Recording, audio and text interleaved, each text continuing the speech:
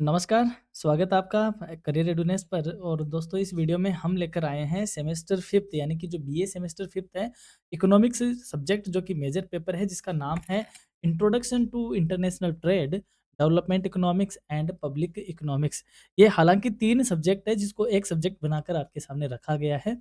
तो ये आपका जो इकोनॉमिक्स का मेजर पेपर है, इसके इम्पोर्टेंट क्वेश्चंस को हम इस वीडियो में डिस्कस करेंगे। ये आपका सिलेबस है दोस्तों। और सिलेबस अगर देखा जाए तो इसमें देखो डेवलपमेंट इकोनॉमिक्स भी है। साथ ही में इसमें पब्लिक इकोनॉमिक्स भी है और इंटरनेशनल ट्रेड भी है। तो जो फोर्थ यूनिट है वो सारी की सारी पब्लिक इकोनॉमिक्स से रिलेटेड है। शुरुआती इसकी इंटरनेशनल ट्रेड से है और जो 2 यूनिट है वो सारी डेवलपमेंट इकोनॉमिक्स से रिलेटेड है। तो देखो मैं हमेशा ये कहता हूँ कि जो मेजर पेपर होते हैं उनके कोई वन शॉट नहीं होते जिसको हम 1 से 2 घंटे में निपटा दें। हाँ, इतना है कि अगर हम 7-8 घंटे की एक कंबाइंड क्लास हम रखें तो मे बी हम कहीं न कहीं पहुँच सकते हैं वन शॉट की तरफ। बट 1-2 घंटे का कोई वन शॉट मेजर पेपर के लिए नहीं होता है। मेजर पेपर का सिलेबस काफ़ी अच्छा खासा लेंदी होता है। लेकिन फिर भी इसी कोशिश में है कि हम कुछ इंपॉर्टेंट क्वेश्चन्स आपके लिए रख दें ताकि एग्ज़ाम आपके लिए अच्छा-सा हो जाए। अब यहाँ पे आपको सोने में सुगंध वाला एक काम करेगा। एक सेमेस्टर 3rd का इकोनॉमिक्स पेपर है जिसका नाम भी क्या है? Introduction to international trade, development and public economics. Same यही पेपर है जो कि वहाँ भी चलता है। सिलेबस ऑलमोस्ट इक्वल है। तो मैं आपको यहाँ पे ये रिकमेंड करूँगा क्योंकि हमने इसकी वन शॉट क्लास, क्योंकि माइनर पेपर है तो थोड़ा सिलेबस कहीं न कहीं थोड़ा-सा कम है। तो हमने इसकी one shot class already upload की हुई है। तो मैं आपको ये कहूँगा कि सेमेस्टर 3rd का जो माइनर पेपर है इकोनॉमिक्स का, उसको आपको इसके रेफरेंस में देखना चाहिए ताकि आपका वन शॉट वाला भी क्या हो जाए, वहाँ से क्लियर हो जाए। और साथ ही में उसी वन शॉट यानी कि उसी जो माइनर पेपर है इकोनॉमिक्स का, उसी का ही हमने एक इम्पोर्टेंट क्वेश्चन का सेगमेंट भी रखा था, तो आपको वो भी देखना चाहिए। तो अब आपके पास इसी पेपर के रिगार्डिंग 3 चीज़ें हो गई। एक तो इसी पेपर का इम्पोर्टेंट क्वेश्चन और एक माइनर पेपर का वन शॉट और एक माइनर पेपर का इम्पोर्टेंट क्वेश्चन। तो 3-3 आपके पास स्टडी मटेरियल के आपको प्लेटफ़ॉर्म यहाँ पे दिख जाएँगे ताकि आपकी जो प्रिपरेशन है वो थोड़ी कहीं न कहीं अच्छी हो सके। और आपको जो पीडीएफ है, वो आपको हमारी वेबसाइट पे मिल जाएगी क्योंकि सेमेस्टर 3rd की पीडीएफ आपको सेमेस्टर 3rd के फ़ोल्डर में मिलेगी और सेमेस्टर 5th वाली 5th में मिलेगी। तो ये था आपका शुरुआती बैकग्राउंड। अब मैं बढ़ता हूँ क्वेश्चन की ओर। पहले बात करते हैं हम शॉर्ट आंसर टाइप क्वेश्चंस की यूनिट फर्स्ट के साथ। पहला क्वेश्चन है, what are the main features of international trade, यानी अंतर्राष्ट्रीय व्यापार की प्रमुख विशेषताएँ क्या है? विशेषता जानने से पहले हम ये जानें कि इंटरनेशनल ट्रेड कहते किसको है। तो 2 अलग-अलग कंट्रियों के बीच में जब व्यापार होता है तो उसे हम अंतर्राष्ट्रीय व्यापार का नाम देते हैं। और इस अंतर्राष्ट्रीय व्यापार की विशेषता क्या होती है? International trade involves exchange of goods and services between different countries, यानी कि अंतर्राष्ट्रीय व्यापार विभिन्न देशों के बीच वस्तुओं और सेवाओं के आदान प्रदान को कहा जाता है। It is affected by exchange rates, trade barriers, transport cost and international laws.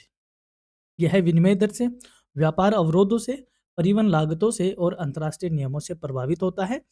It helps in specialisation and efficient use of resources, और यह विशेषीकरण और संसाधनों के कुशल उपयोग में सहायक है। यानी कि विशेषीकरण का मतलब जो कंट्री जिस प्रोडक्ट को बनाने में या जिस तरीके के प्रोडक्शन करने में स्पेशलिस्ट होती है, उसको जनरली वह उसी पे ज़्यादा फोकस रखती है।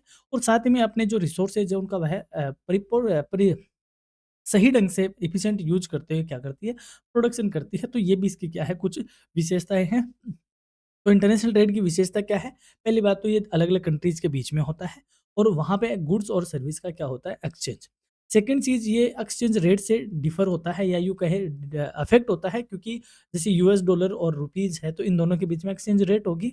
तो एक कंट्री की मनी को दूसरी कंट्री में कन्वर्ट करने की जो रेट होती है उसे एक्सचेंज रेट कहते हैं। ट्रेड बैरियर्स होते हैं, ट्रांसपोर्टेशन कॉस्ट होती है, इंटरनेशनल तो लॉज़ कई तरीके के होते हैं। इन सब से इंटरनेशनल ट्रेड क्या होता है, अफ़ेक्ट होता है। नेक्स्ट क्वेश्चन है, what are gains from trade, यानी कि व्यापार से होने वाले लाभ क्या है? Gains from trade refer to benefits that countries obtain by exchanging goods internationally, यानी कि व्यापार से होने वाले लाभ वे फायदे हैं जो देशों को अंतर्राष्ट्रीय व्यापार से प्राप्त होते हैं। These gains arise due to specialization, efficient allocation of resources and access to wider markets, यानी कि ये जो लाभ है विशेषीकरण से, संसाधनों के कुशल वितरण से और बड़े बाजारों तक पहुंचने के कारण होते हैं। यानी कि कहने का मतलब, जब कोई कंट्री इंटरनेशनल ट्रेड में इन्वॉल्व होती है तो उससे उसको जो प्रॉफिट होता है या यूँ कहे जो बेनिफिट होता है उसे हम गेन्स फ्रॉम ट्रेड का नाम देते हैं और ये उसके स्पेशलाइज़ेशन की वजह से, उसके सही ढंग से रिसोर्सेज़ को एलोकेट करने की वजह से और बड़े-बड़े मार्केटों तक यानी कि दुनिया भर के ग्लोबल मार्केट तक रीच करने की वजह से उसे ऐसे बेनिफिट प्राप्त होते हैं। Next question explain Adam Smiths theory of absolute advantage यानी कि एडम स्मिथ का पूर्ण लाभ सिद्धांत की व्याख्या कीजिए। तो देखो रिकार्डो की थ्योरी है, एक्सटर ओहलिन की थ्योरी है और एडम स्मिथ की थ्योरी है। तीनों थ्योरीज को आपको पढ़ना है। तीनों थ्योरीज एग्जाम के लिए आपके लिए इंपॉर्टेंट है। अब बात करते हैं इस थ्योरी की। According to Adam Smith, a country should specialise in producing goods in which it has absolute advantage, meaning lower cost of production and trade with other countries for mutual benefit. यानी कि Adam Smith कहते हैं कि प्रत्येक देश को उन वस्तुओं का उत्पादन करना चाहिए जिनमें उसे पूर्ण तरीके से लाभ अर्थात कम लागत का लाभ प्राप्त होता हो और पारस्परिक लाभ के लिए वे व्यापार करना चाहता हो। सर नहीं समझ में आया आपने क्या कहा? समझते हैं। देखो एब्सोल्यूट एडवांटेज थ्योरी है जो कि किसने दी थी? एडम स्मिथ ने दी थी। एडम स्मिथ कहते हैं कि यदि कोई कंट्री है जैसे फॉर एग्जांपल मैं यहाँ पे इराक की बात करूँ तो इराक में पेट्रोलियम का ज़्यादा है, तो इराक एक तरीके से पेट्रोलियम में क्या है स्पेशलाइज़्ड है, हम ये कह सकते हैं। तो एडम स्मिथ कहते हैं कि जो कंट्री जिस प्रोडक्शन करने में स्पेशलाइज़्ड होती है, जिस भी चीज़ में उसका क्या होता है, स्पेशलाइज़ेशन होता है, उसको उसी पे क्या करना चाहिए, फ़ोकस करना चाहिए और उस पे फ़ोकस करेगी तो क्योंकि उसकी वहाँ से कॉस्ट भी कम आएगी और उसका प्रोडक्शन भी अच्छा होगा और इसी से उसको इंटरनेशनल ट्रेड करना चाहिए। बाकी जो और उसको ज़रूरत की चीज़ें हैं जिसमें वह स्पेशलाइज़्ड नहीं है, उसको वह दूसरी जगह से क्या कर लेगी, इम्पोर्ट कर लेगी, जबकि एक्सपोर्ट वह उसी चीज़ को करे जिसमें वह क्या हो अ, स्पेशलाइज़्ड हो। इसे बोलते हैं absolute advantage theory. I think आपको समझ में आ गया होगा, इस पूरी थ्योरी का नाम एब्सोल्यूट एडवांटेज थ्योरी है। एडम स्मिथ की थ्योरी भी कहते हैं। इसका जस्ट अपोजिट है that is Ricardo. What is Ricardo's comparative cost theory या कंपैरेटिव एडवांटेज थ्योरी यानी रिकार्डो का तुलनात्मक लागत या तुलनात्मक लाभ सिद्धांत क्या है? Ricardo started Ricardo stated that trade is beneficial even if one country has absolute advantage in all goods। यानी कि रिकार्डो ने बताया यदि किसी देश को सभी वस्तुओं में पूर्ण लाभ हो तब भी व्यापार लाभदायक होता है। Countries should specialise in goods with lower comparative cost यानी कि देशों को तुलनात्मक रूप से कम लागत वाली वस्तुओं में विशेषीकरण करना चाहिए। रिकार्डो कहते हैं कि यदि ओवरऑल उसे बेनिफिट होता है, तो उसे उसकी तरफ जाना चाहिए। एब्सोल्यूट अगर ना भी हो तो भी चलेगा। यानी कि कहने का मतलब ऐसा नहीं कि जिसमें आप स्पेशलाइज़्ड ही हो, आप उसी की तरफ जाओ। यदि आपको कोई और प्रोडक्शन करने से यदि आपको ज़्यादा बेनिफिट हो रहा है या फिर आपको बेनिफिट हो रहा है या आपकी कॉस्ट कम आती है, तो आपको उसकी साइड जाना चाहिए। यानी कि ओवरऑल कंपैरेटिव एडवांटेज की बात करते हैं रिकार्डो, जबकि पर्टिकुलर एब्सोल्यूट एडवांटेज की बात करते हैं एडम स्मिथ। नेक्स्ट क्वेश्चन है व्हाट इज हेक्सचर ओहलिन थ्योरी यानी हेक्सचर ओहलिन सिद्धांत क्या है? द हेक्सचर ओहलिन ये दो इकोनॉमिस्ट के नाम है हेक्सचर और ओहलिन, इन दोनों ने मिलकर इस थ्योरी को डेवलप किया तो इन दोनों के नाम से इसको जानते हैं।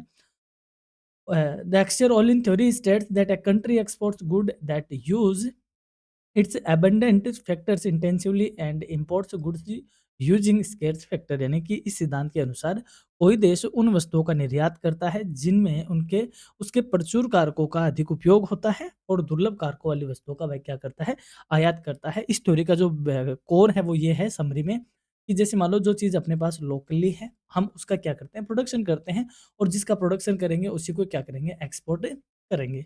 और जो हमारे पास नहीं है उसका हम क्या करेंगे, आयात करेंगे यानी कि इंपोर्ट करेंगे। बस इतनी सी बात है। तो इसका मतलब ये है कि ये थ्योरी कहती है कि कोई कंट्री उन वस्तुओं का निर्यात निर्यात करेगा जिसके उसके पास क्या है, बहुत ज़्यादा फैक्टर है और उनका आयात करेगा जिसके पास वह फैक्टर कम है। What is meant by factor endowment यानी कि कारक संपन्नता से क्या से है या क्या तात्पर्य है, ये एक्सचर ओहलिन की थ्योरी का ही है। Factor endowment refers to availability of factors of production like land labour and capital in a country. यानी कि कारक संपन्नता से आशय किसी देश में भूमि श्रम और पूंजी जैसे उत्पादन कारकों की उपलब्धता से है। It determines trade pattern of a country यानी कि यह देश के व्यापार स्वरूप को क्या करती है, निर्धारित करती है। यानी कि हमारे पास किस तरीके के फैक्टर हैं, जैसे हमारे पास लैंड कितनी है, लेबर कितनी है, कैपिटल कितनी है। तो हमारे पास जितनी जिस तरीके के हमारे पास फैक्टर होंगे उसी हिसाब से हमारा क्या होगा, ट्रेड का पैटर्न होगा। नेक्स्ट है state the importance of international trade. अंतर्राष्ट्रीय व्यापार का महत्व बताइए। International trade promotes economic growth, raises standard of living, encourages specialisation and strengthen international relations यानी कि जो अंतर्राष्ट्रीय व्यापार है वो आर्थिक वृद्धि को बढ़ावा देता है, जीवन स्तर में सुधार करता है, विशेषीकरण को प्रोत्साहित करता है और साथ ही में अंतर्राष्ट्रीय संबंधों को मजबूत करने का कार्य करता है। नेक्स्ट क्वेश्चन है differentiate between internal trade and international trade यानी कि इंटरनल ट्रेड क्या होता है और इंटरनेशनल ट्रेड क्या होता है। एक कंट्री की बाउंड्री के अंदर होने वाले ट्रेड को इंटरनल ट्रेड कहते हैं और उसकी बाउंड्री के बियॉन्ड जो ट्रेड होता है अदर कंट्री के साथ उसे इंटरनेशनल ट्रेड के नाम से जानते हैं। Internal trade occurs within a country while international trade takes place between countries and involves foreign exchange and trade barriers यानी कि आंतरिक व्यापार देश के भीतर होता है जबकि अंतर्राष्ट्रीय व्यापार देशों के बीच होता है और इसमें विदेशी मुद्रा तथा व्यापार अवरोध शामिल होते हैं। अब बात करते हैं यूनिट सेकंड की ओर। पहला क्वेश्चन है व्हाट इज फ्री ट्रेड यानी कि मुक्त व्यापार यानी कि जब दो देश है, एक देश ये है और एक देश ये है, इन दोनों देशों के बीच जब इंटरनेशनल ट्रेड होता है या यू कहे ट्रेड होता है, इंपोर्ट एक्सपोर्ट होता है, तो उस पर टैक्स वगैरह या तो है ही नहीं या फिर नाम मात्र के हो, तो इसे हम क्या कहेंगे, फ्री ट्रेड कहेंगे। Free trade refers to international trade without tariffs, quotas और रेस्ट्रिक्शंस यानी कि मुक्त व्यापार वह व्यापार होता है जिसमें देशों के बीच बिना शुल्क, कोटा या प्रतिबंध के वस्तुओं का क्या होता हो, आदान प्रदान हो। It allows free movement of goods between countries और यह दो कंट्रीज के बीच गुड्स का फ्रीली क्या हो सके, आदान प्रदान हो, लेन देन हो या मूवमेंट हो, उसको ये क्या करती है, ईजी करती है, लिबरल करती है। नेक्स्ट क्वेश्चन है व्हाट इज प्रोटेक्शन प्रोटेक्शनिज्म यानी कि संरक्षणवाद क्या है? अब देखो प्रोटेक्शन की ज़रूरत कहाँ, जैसे मान लो इंडिया है, तो इंडिया आज क्योंकि लिबरलाइज़ेशन से जुड़ा हुआ है, वर्ल्ड की इकोनॉमी से जुड़ा हुआ है, तो बाहर की जो बड़ी-बड़ी कंपनियाँ, मल्टीनेशनल कंपनीज़ हैं, वो इंडिया में आके अपना प्रोडक्ट बेचेगी और मल्टीनेशनल कंपनीज़ की प्रोडक्ट बेचने के बाद या यूँ कहें उनके प्रोडक्ट में स्पेशलाइज़ेशन होते हैं, कॉस्ट कम होती है, तो उनकी प्राइस भी क्या होती है, कम होती है। तो यहाँ की जो डोमेस्टिक इंडस्ट्रीज़ है, उनकी तो भई बैंड बज जाएगी जब बड़ी-बड़ी कंपनियाँ उनके साथ कॉम्पिटिशन में आएगी। तो इन डोमेस्टिक कंपनियों को या डोमेस्टिक इंडस्ट्रीज़ को इंडिया क्या करेगी, बचाने की कोशिश करेगी। कैसे कोशिश करेगी? एमएनसीज़ कंपनीज़ पे क्या बढ़ाएगी? टैरिफ्स वगैरह लगाकर। तो कहने का मतलब जब अपने डोमेस्टिक इंडस्ट्रीज़ को हम बचाने की कोशिश करती है एक कोई गवर्नमेंट, तो वह एक तरीके से संरक्षणवाद कहा जाता है। Protectionism is a policy of protecting domestic industries by imposing tariffs and restrictions on import यानी कि संरक्षणवाद वह नीति है जिसके अंतर्गत आयात पर शुल्क और प्रतिबंध लगाकर घरेलू उद्योगों की रक्षा की जाती है। नेक्स्ट है what is foreign exchange rate यानी कि विदेशी विनिमय दर क्या है? तो जैसे मान लो यूएस डॉलर है और इधर इंडियन रुपीज है, तो इंडियन रुपीज का यूएस डॉलर में जो कन्वर्जन होगा वह क्या कही जाती है, फॉरेन एक्सचेंज कहा जाता है। Foreign exchange rate is the rate at which A one countries currency is exchanged for the another countries currency यानी कि विदेशी विनिमय दर वह दर है जिस पर एक देश की मुद्रा दूसरे देश की मुद्रा से बदली जाती है। नेक्स्ट क्वेश्चन है what is balance of trade यानी कि व्यापार संतुलन क्या है? Balance of trade is the difference between value of export and imports of goods of a country यानी कि व्यापार संतुलन किसी देश के वस्तु निर्यात और आयात के मूल्य के अंतर को बताता है। यानी कि जैसे हम कितना हमने एक्सपोर्ट किया और हमने कितना इंपोर्ट किया, यानी हमने निर्यात कितना किया और आयात कितना किया। यदि हमने निर्यात किया है ज़्यादा और आयात किया है कम, यानी हमारा एक्सपोर्ट तो हो ज़्यादा और हमारा इंपोर्ट क्या हो कम, तो ये हमारे लिए अच्छी कंडीशन होती है, तो ये हमें सरप्लस की कंडीशन बताती है जिसे हम बचत की कंडीशन कहते हैं। और उल्टा यदि एक्सपोर्ट हमारा हो जाए कम और इंपोर्ट हो हमारा ज़्यादा, तो ये हमारे लिए घाटे की सिचुएशन है जिसे डेफिसिट कहा जाता है और ये घाटा होता है। तो बैलेंस ऑफ ट्रेड 2-3 तरीके का होता है, ज़ीरो भी होता है, सरप्लस डेफिसिट होता है। तो हालाँकि इक्वल तो कभी होता ही नहीं कि हमने जितना बेचा एक्सपोर्ट किया उतना ही हमने इंपोर्ट किया, या तो ये सरप्लस होता है या तो डेफिसिट में होता है। नेक्स्ट है what is balance of payment जिसको शॉर्ट में बीओपी कहा जाता है और बैलेंस ऑफ ट्रेड को बीओटी कहा जाता है। छोटे क्वेश्चन में आपके बीओटी, बीओपी आ जाए तो कन्फ्यूज़ नहीं होना है। भुगतान संतुलन क्या है? Balance of payment is a systematic record of all economic transaction between a country and the rest of the world यानी कि भुगतान संतुलन किसी देश का शेष विश्व के साथ होने वाले सभी आर्थिक लेन देनों का एक सिस्टमेटिकली लेखा जोखा है। यानी कि जैसे इंडिया है, तो इंडिया जो भी इंपोर्ट एक्सपोर्ट करता है अदर कंट्रीज के साथ, तो कहीं ना कहीं एक अकाउंट तो इसका मेंटेन होगा ना, तो उस अकाउंट को जो सिस्टमेटिकली मेंटेन होता है उसे ही बैलेंस ऑफ पेमेंट कहते हैं। और इसके 3 पार्ट होते हैं, चालू खाता यानी कि अकाउंट करंट, कैपिटल अकाउंट और फाइनेंशियल अकाउंट। 3 तरीके के इसके क्या होते हैं, पार्ट होते हैं। नेक्स्ट है state the objectives of IMF यानी कि इंटरनेशनल मॉनेटरी फंड के उद्देश्य क्या है? तो पहले तो ये जानो आईएमएफ है क्या? 1944 में ब्रेटन वुड्स यूएसए के हैम्पशायर में एक सम्मेलन होता है और उस सम्मेलन में वर्ल्ड बैंक यानी कि विश्व बैंक और आईएमएफ इंटरनेशनल मॉनेटरी फंड अंतर्राष्ट्रीय मुद्रा कोष इन 2 संस्थाओं का एस्टेब्लिशमेंट का क्या होता है? प्रपोज़ल आता है और ये बाद में लेटर ऑन एस्टेब्लिश हो जाती है। तो जो वर्ल्ड बैंक है वो डेवलपमेंट के रिगार्डिंग था और आईएमएफ एक फाइनेंशियल स्टेबिलिटी या यूँ कहे हेल्प करने के लिए एक लोन देने के पर्पज़ से आईएमएफ बना था, एक तरीके से ये कह सकते हैं।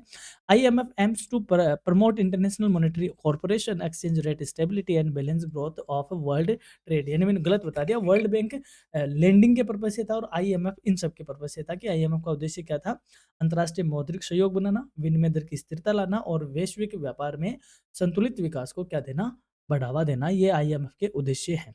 अब बात करते हैं what is WTO, what is the role of WTO. WTO की क्या भूमिका? डब्ल्यूटीओ का पूरा नाम जानो, वर्ल्ड ट्रेड ऑर्गेनाइजेशन।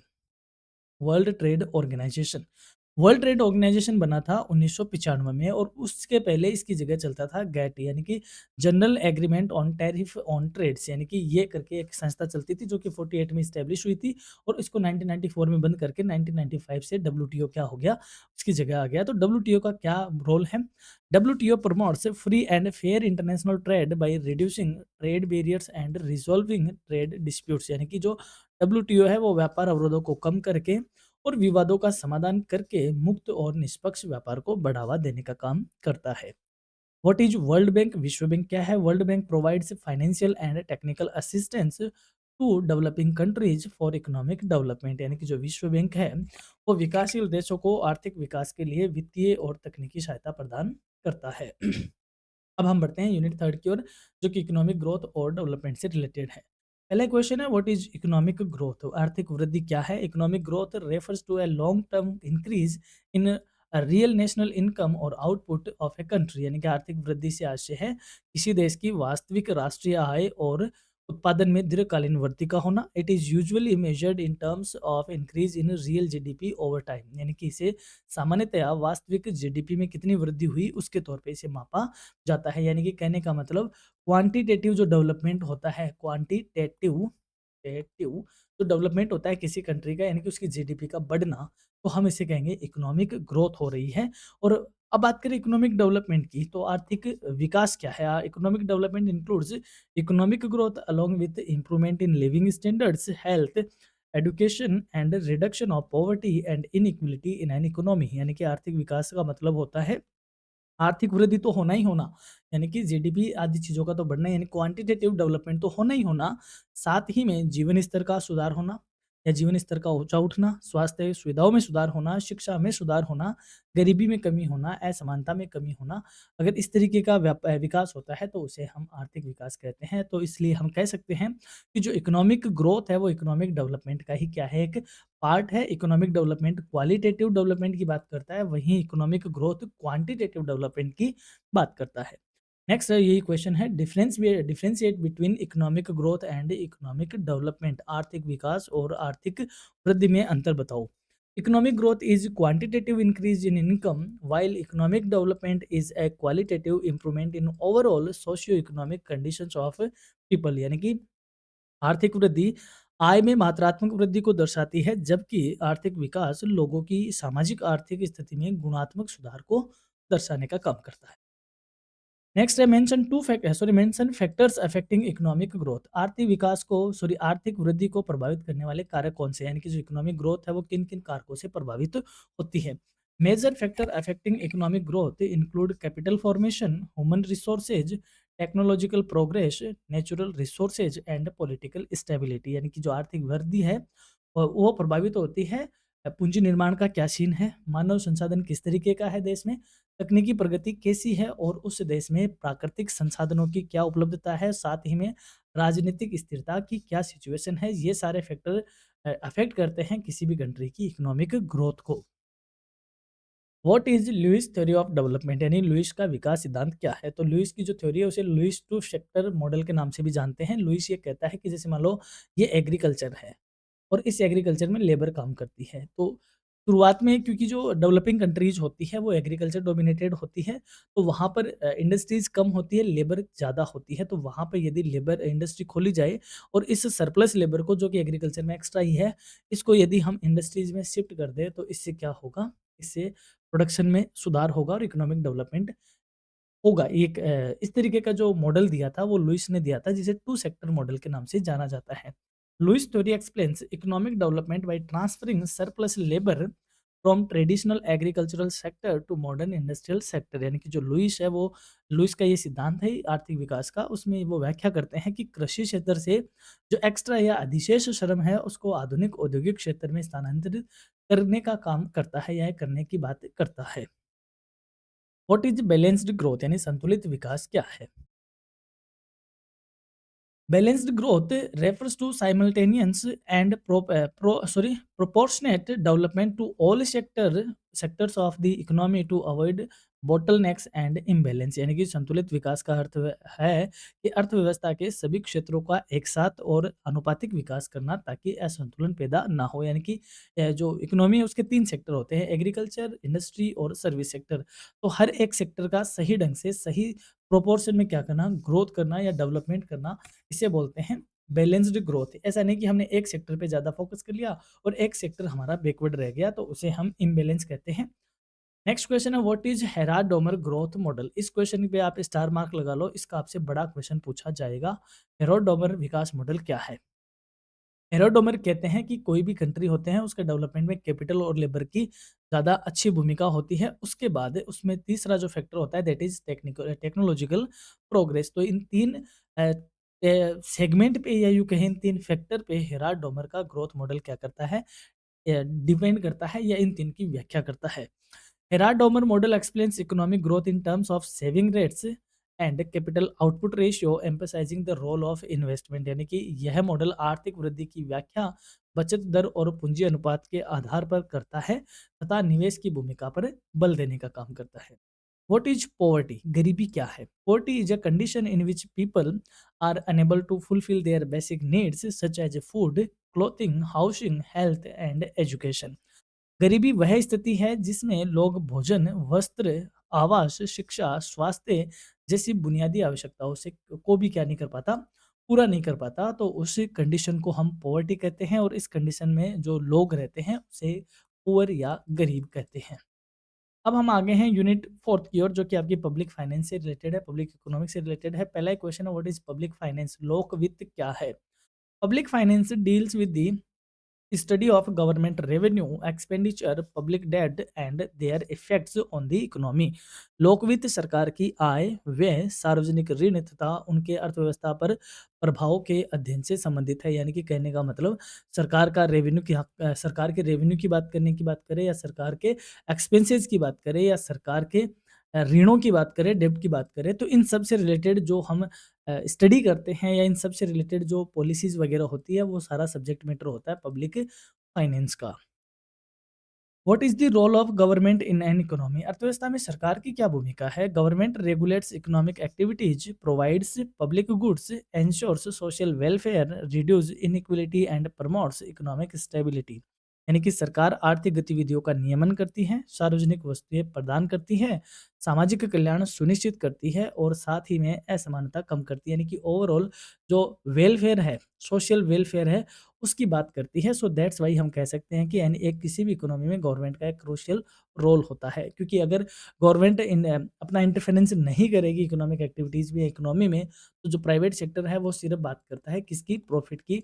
तो वह सिर्फ प्रॉफिट की बात करता है तो वह कैपिटलिज्म की ओर चला जाएगा, तो वेलफेयर कहीं ना कहीं नहीं हो पाएगा। इसलिए इकोनॉमी में गवर्नमेंट का रोल बहुत बड़ा होता है।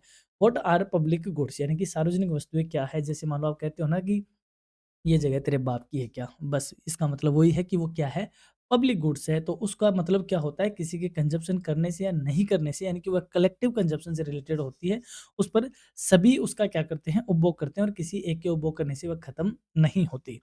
Public goods are goods provided by the government for collective consumption such as defence, street lighting and public roads. यानी कि सार्वजनिक वस्तुएँ वे वस्तुएँ हैं जो सरकार द्वारा सामूहिक उपयोग के लिए प्रदान की जाती है, जैसे सुरक्षा, सड़क, प्रकाश, लाइटें और जैसे सार्वजनिक जो पार्क वगैरह होते हैं, ये सारी चीज़ें पब्लिक गुड्स में काउंट होती है।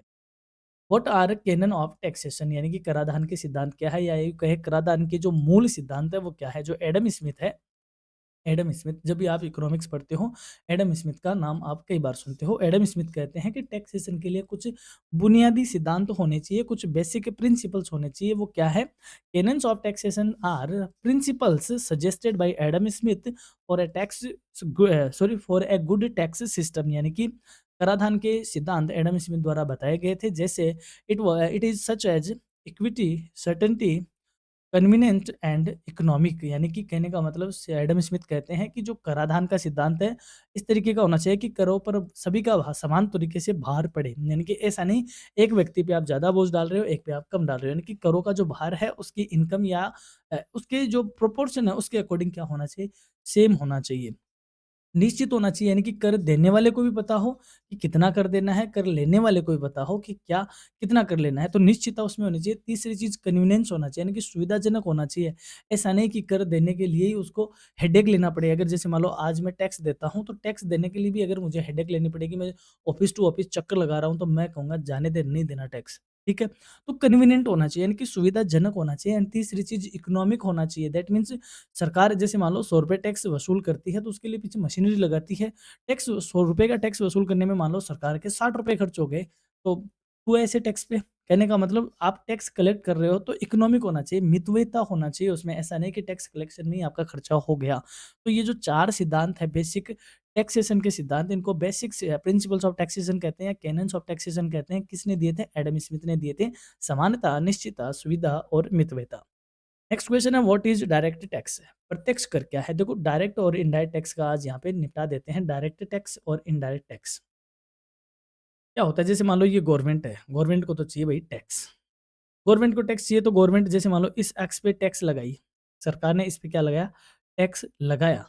इस पर टैक्स लगाया और इसी बंदे ने इसका पेमेंट कर दिया। ये कौन-सा टैक्स कहा जाता है? डायरेक्ट टैक्स, यानी कि जब कोई टैक्स जिस व्यक्ति पर लगाया जाता है, वह उसका शिफ्ट किसी और पे नहीं कर सकता, यानी कि उस टैक्स को वह किसी और पे शिफ्ट नहीं कर सकता, वह डायरेक्ट टैक्स कहा जाता है।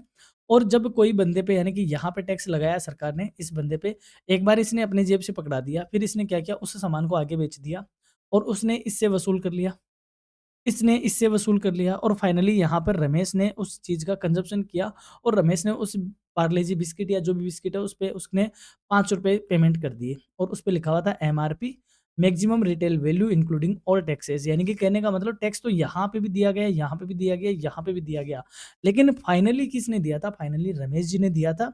रमेश जी का कोई लेना-देना था नहीं इस पूरी लिंक में। रमेश जी ने उस चीज़ का कंज़म्पशन किया तो टैक्स सारा किस पे आ गया?